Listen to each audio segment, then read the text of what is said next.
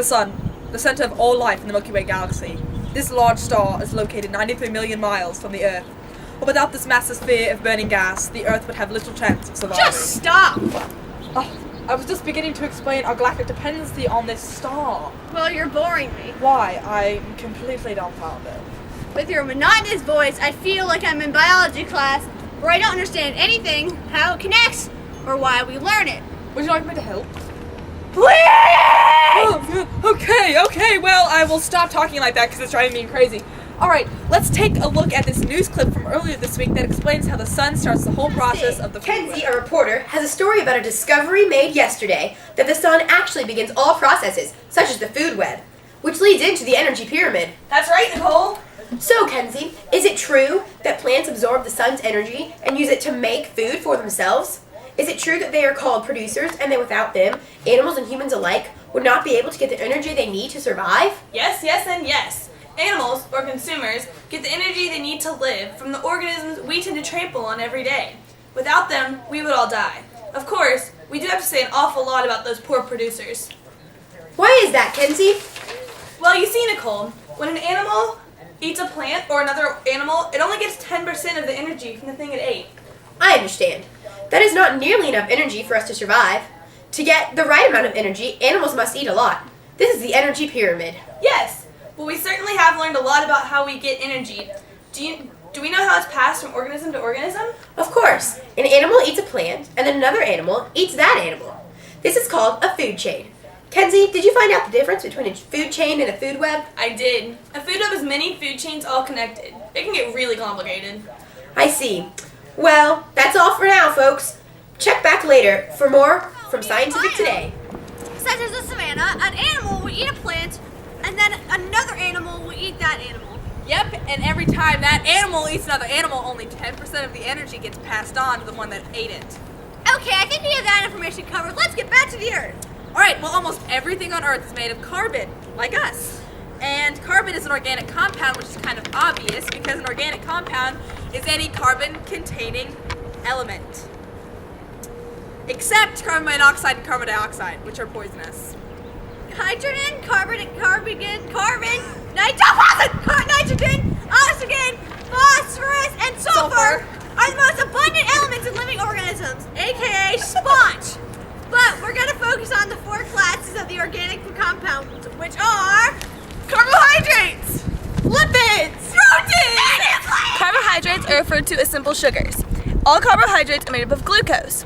If a carbohydrate has one sugar, it's a monosaccharide. If it has two, it's a disaccharide, and if it has three, it's a polysaccharide. Carbohydrates' main functions is for energy, which is why it is good to eat carbs before a sporting Like event. carbs, one of the functions of lipids is energy. Unlike carbs, lipids have more functions than just that. They're used for padding and insulation, to protect bones, for waterproofing, for vitamins A, D, E, and K, and for steroid hormones. There are four types of lipids. They are fats, oils, Proteins steroids, also have many functions, which is movement, support, transportation, protein hormones, protection, and enzymes. These are all functions of proteins.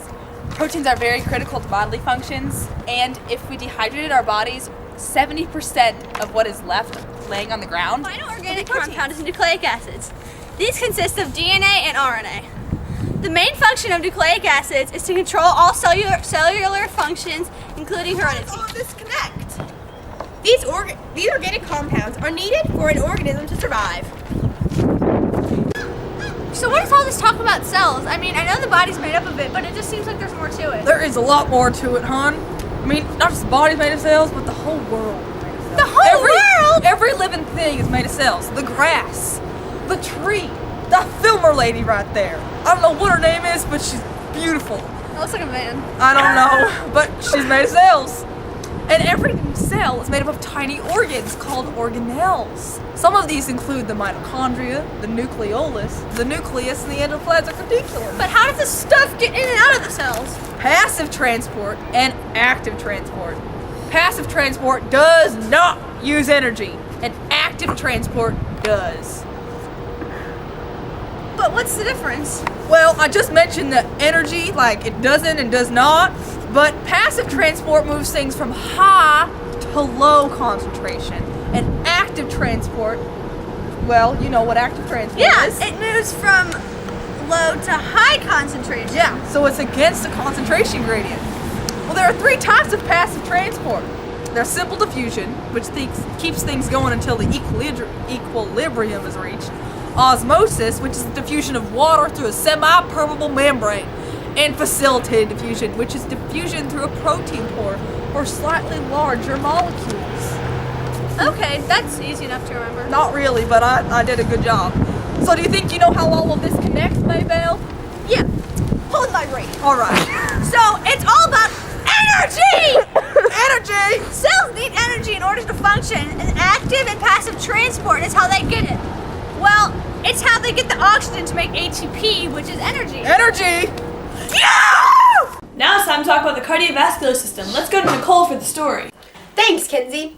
The cardiovascular system is the transport of oxygen throughout the body. It is also used to rid the body of carbon dioxide.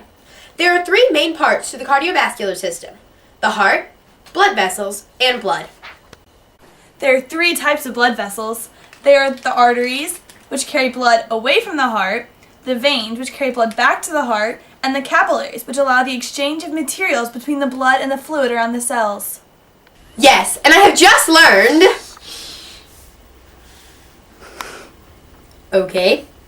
That diffusion occurs in the capillaries, which must be one of the ways that the cardiovascular system connects to what we have just learned. This diffusion allows oxygen to be brought to the heart and carbon dioxide to be expelled from the body. So without diffusion, which you just learned about, to put it bluntly, we would die. Diffusion only occurs in the capillary/alveoli region of the body. Active transport is used to move oxygen into the capillaries, and passive transport is used to move carbon dioxide into the lungs. That's right, Kinsey. If Miss Miller's advanced freshman biology class had never learned about diffusion, then they never would have been able to understand the cardiovascular system. This also connects back to the whole idea of energy.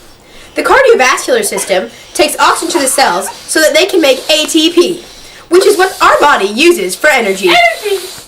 That's right, and that's all from Scientific Today. I am so hungry! Exclamation points. Me too. And I'm getting kind of tired. I have a simple explanation for that. We need to eat because we need energy. But we already said that we get energy from oxygen.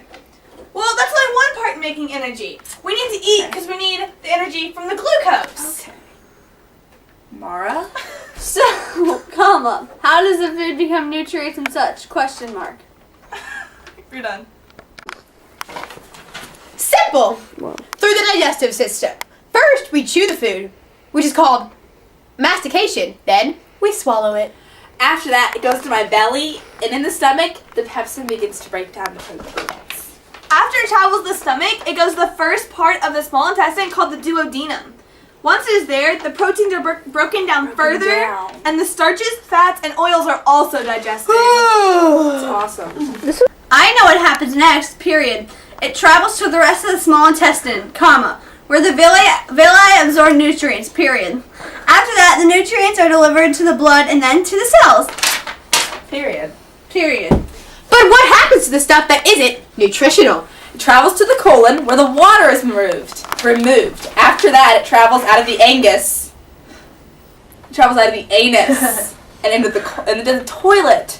But there are other important organs in the digestive system. I know them. The pancreas releases insulin, which tells the cells to open their protein pores so the glucose can enter. Another organ is the liver. It produces bile. The gallbladder stores the bile and then releases it into the duodenum. The bile allows the fat to break down, period. Hi, and welcome back to What's Happening Inside My Body. Hi. Hi! Okay, so what's all this fuss about glucose? Well, the glucose is transported to the cells after it has been broken down by the digestive system. The cells use it to make ATP. This starts the process of aerobic cellular respiration. This process uses oxygen. Most organisms use aerobic respiration more than anaerobic. Aerobic respiration is more efficient. There are 3 steps. 3. There are glycolysis, Krebs cycle, and electron transportation. Okay. Ow! So aerobic cellular respiration starts with glycolysis. Which is the splitting of the glycose molecule. Right. We now have 2 3-carbon pyruvate molecules with that. Came from. Oh, right, thank you. Which came from the 6-carbon glucose molecule. And don't forget the 2 NADH. So, after glycolysis, our cells will have produced 2 ATP molecules, 2 pyruvate, and 2 NADH. What happens after the glucose is split? Just change your voice. The Hi. pyruvate and NADH are sent to the mitochondria to begin the Krebs cycle. Oh my gosh, you had to tell me. What happens in the Krebs cycle? Well, each pyruvate is broken down to 3 CO2 molecules. 3. There are now 4 NADH and 1 ATP has been made. And Some now, houses. Keep talking. the NADH Gives this hydrogen molecule. to the electron transport chain. It's rewarded with 3 ATP.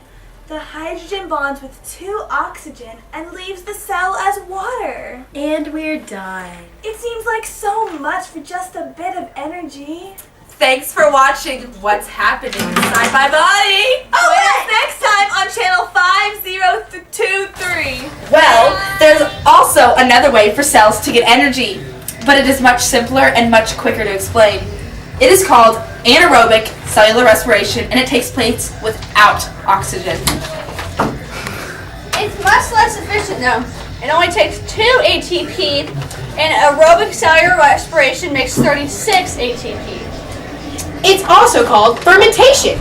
There are 2 types of fermentation, but our body only uses one. We use lactic acid fermentation. First, there is glycolysis, like aerobic cellular respiration. But this time, face. the NADH, hi Riley, is sent to the fermentative pathway. The pyruvate is converted to lactic acid in this fermentative pathway, and the NADH is converted back to NAD+. At the end of the process, there is a gain of 2 ATP. Sounds easy enough to me. That we just talked about contributes to the transfer of energy. Right. If we lost any of the steps, then we would not be able to get the energy that we need to survive. We learned about the food web first so that we can understand how we got food. Then we learned about organic compounds because they contribute to our body getting what it needs to make energy. After that, we learned about cells and active and passive transport, which is how we get oxygen and glucose to help make energy. We also talked about the cardiovascular system, which delivers oxygen to our cells again to help make energy. And finally, digestion and cellular respiration. Digestion breaks down the food we eat so that we can get glucose to make energy and other nutrients. And cellular respiration is actually making energy. And that's how everything connects.